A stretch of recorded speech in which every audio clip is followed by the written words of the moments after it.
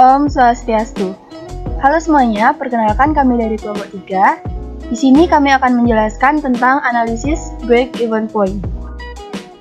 Baik, sebelum lanjut ke materi, izinkan saya memperkenalkan teman-teman saya terlebih dahulu. Yang pertama, ada Ayudhya Harisuci, absen 11. Yang kedua, IGD Agus Mahesa Widananta, absen 12. Yang ketiga, IGD Dipa Aryana Wiryakusuma, absen 13. Yang keempat, saya sendiri, Niko Mangsukma Rahayu, absen 14. Yang kelima, Niputu Saskia Maharani, absen 12. Dan yang terakhir, Ketut Kusuma Adiarta, absen 16.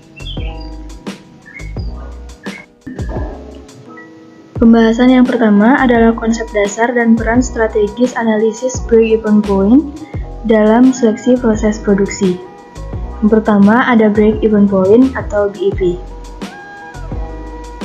Break-even point dapat diartikan sebagai suatu titik atau keadaan di mana perusahaan di dalam operasinya tidak memperoleh keuntungan dan tidak menderita kerugian. Menurut Harjanto, analisis break-even point adalah suatu analisis yang bertujuan untuk menemukan titik dalam kurva biaya pendapatan yang menunjukkan biaya sama dengan pendapatan selanjutnya. Sedangkan, menurut Hanson dan Nguyen, titik impas adalah titik di mana total pendapatan sama dengan total biaya dan titik di mana laba sama dengan 0. Sementara itu, analisis impas adalah suatu cara untuk mengetahui volume penjualan minimum agar suatu usaha tidak menderita rugi, tetapi juga belum memperoleh laba, atau dengan kata lain labanya sama dengan 0. Oleh karenanya, sebagai langkah awal, pembahasan difokuskan pada rencana operasi perusahaan, yaitu perhitungan BEP operasional. Tahap selanjutnya adalah pembahasan tentang rencana pembiayaan atau BEP finansial. Dengan demikian pula, analisis break-even ini terkait dengan konsep degree of operating leverage dan degree of financial leverage.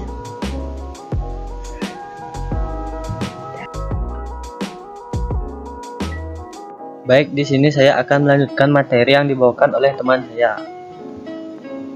Yang kedua ada asumsi dasar analisis break-even point. Asumsi yang mendasari analisis break-even point menurut Hongren et al. Adalah sebagai berikut. Yang pertama, satu-satunya faktor yang memengaruhi biaya adalah perubahan volume. Yang kedua, manajer menggolongkan setiap biaya atau komponen biaya gabungan, baik sebagai biaya variabel maupun biaya tetap. Yang ketiga, beban dan pendapatan adalah linear di seluruh cakupan volume relevannya. Yang keempat, tingkat persediaan tidak akan berubah.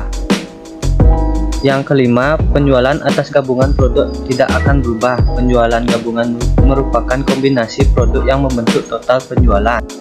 Sedangkan menurut Mulyadi, beberapa asumsi yang berpengaruh dalam analisa break-even point adalah sebagai berikut. Yang pertama, variabilitas biaya dianggap akan mendekati pola perilaku yang diramalkan. Yang kedua, harga jual produk dianggap tidak berubah-ubah pada berbagai tingkat kegiatan. Yang ketiga, kapasitas produk pabrik dianggap secara relatif konstan. Yang keempat, harga faktor-faktor produksi dianggap tidak berubah. Yang kelima, efisiensi produk dianggap tidak berubah. Dan yang keenam, perubahan jumlah persediaan awal dan akhir dianggap tidak signifikan. Yang ketujuh, komposisi produk yang dijual dianggap tidak berubah. Dan yang ke-8, volume merupakan faktor satu-satunya yang mempengaruhi biaya. Baik, materi selanjutnya yaitu manfaat analisa break-even point. Berikut ini beberapa manfaat dari BEP, yaitu yang pertama, alat perancangan untuk menghasilkan laba. Yang kedua, memberikan informasi mengenai berbagai tingkat volume penjualan serta hubungannya dengan kemungkinan memperoleh laba menurut tingkat penjualan yang bersangkutan. Yang ketiga, untuk mengetahui hubungan volume penjualan yang diproduksi, harga jual, dan biaya-biaya yang dikeluarkan, sehingga laba rugi perusahaan akan diketahui. Yang keempat, yaitu untuk mengetahui jumlah penjualan minimum dalam unit produk maupun satuan uang agar perusahaan tidak menderita kerugian. Yang kelima, mengevaluasi laba dari perusahaan secara keseluruhan. Yang keenam, mengganti sistem laporan yang total dengan grafik yang mudah dibaca dan dimengerti. Yang terakhir yaitu sebagai bahan pertimbangan untuk menentukan harga jual.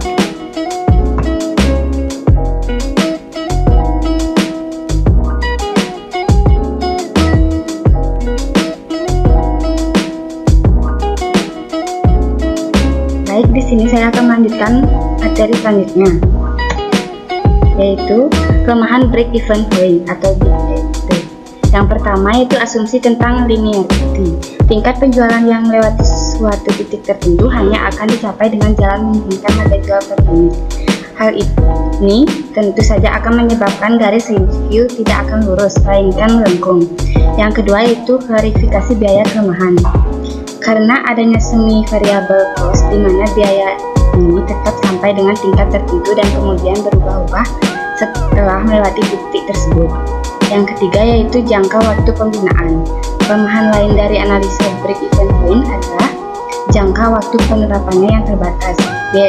Biasanya hanya digunakan di dalam pembuatan proyeksi operasi selama setahun.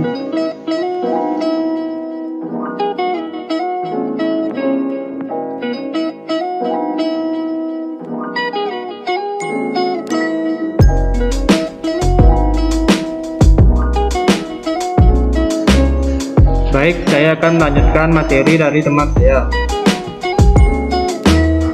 Penentuan break-even point. Setiap pengusaha atau pemilik modal sebelum menanamkan uang atau modal pada sebuah usaha pasti akan menghitung untung rugi usaha yang akan digelutinya terlebih dahulu. Secara sederhana, break-even point atau titik impas adalah sebuah istilah ekonomi yang menunjukkan kapan total keuntungan sebuah usaha setara atau sama dengan modal yang telah dikeluarkan.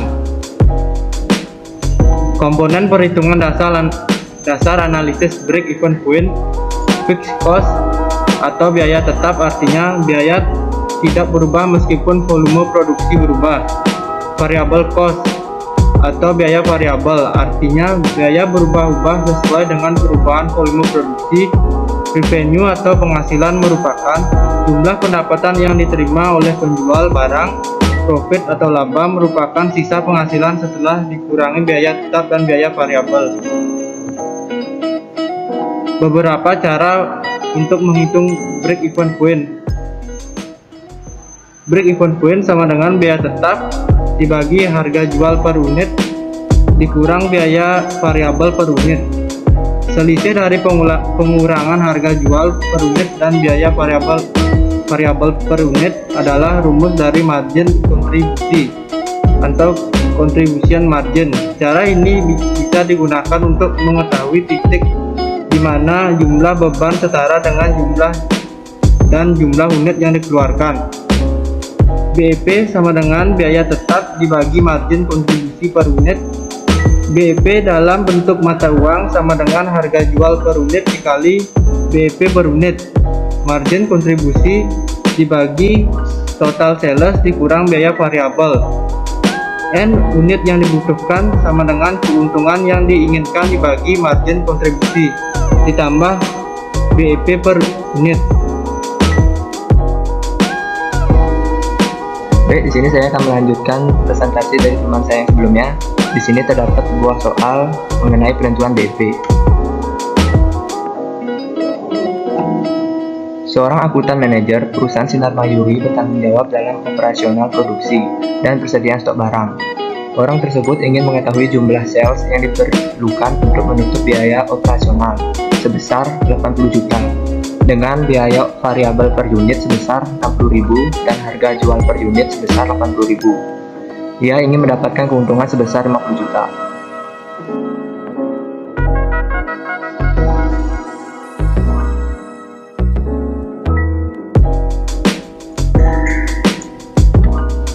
Baik, penyelesaian dari soal tersebut adalah yang pertama, total biaya tetap yaitu sebesar 80 juta, biaya variabel per unit yaitu 60.000, harga jual per unit sebesar 80.000 dan keuntungan yang diinginkan sebesar 50 juta.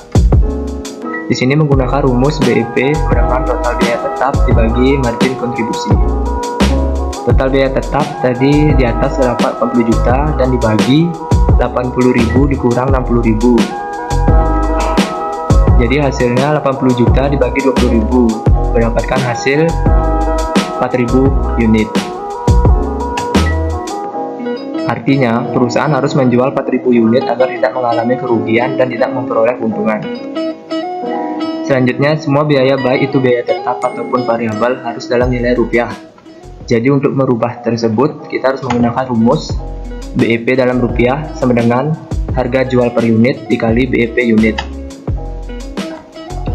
Jadi harga jual per unit sudah ada di atas, yaitu sebesar 80.000 dikali BEP unit, yaitu 4.000. Jadi hasilnya 320 juta.